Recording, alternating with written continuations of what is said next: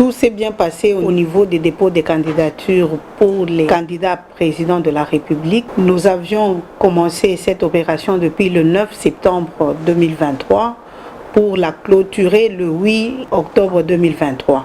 Nous avons travaillé le samedi, nous avons travaillé également les dimanches, donc on n'a pas eu de repos durant ces 30 jours. Je voudrais vous informer qu'il y a eu 49 retraits des formulaires, dont 39 pour les indépendants et 10 pour les partis et regroupements politiques.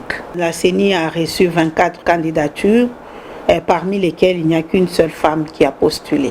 Et les 14 autres dossiers, on ne les a pas reçus parce qu'il y avait des pièces qui manquaient, soit c'était le certificat de nationalité, soit la preuve de paiement, ou même voir il y a des pièces qu'on a amenées qui n'étaient pas notariées. Il y a toutes ces choses-là qui ont fait que d'autres dossiers n'étaient pas reçus au niveau du BRTC. Il faut aussi retenir que parmi les 24 candidats, nous avons 18 candidats indépendants et 6 candidats viennent des partis et regroupements politiques. La plus grosse difficulté rencontrée, c'est celle liée à l'engouement du dernier jour.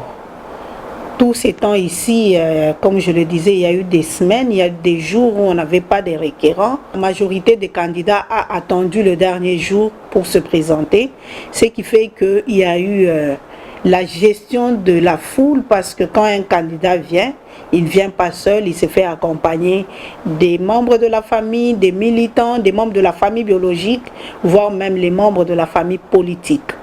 Et c'est ça qui a fait que le dernier jour, nous étions envahis.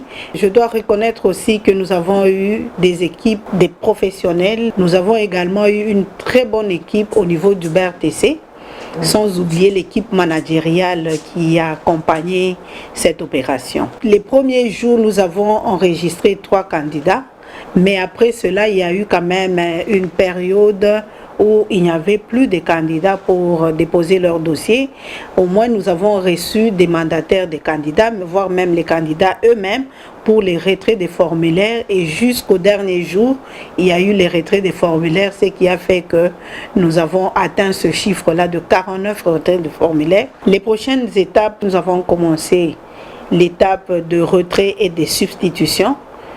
Un candidat peut se retirer pendant cette période. Un parti ou regroupement politique peut remplacer son candidat, changer son candidat, et puis après s'en suivra la délibération par l'Assemblée plénière pour publier la liste provisoire avant celle définitive après les décisions de la Cour d'appel.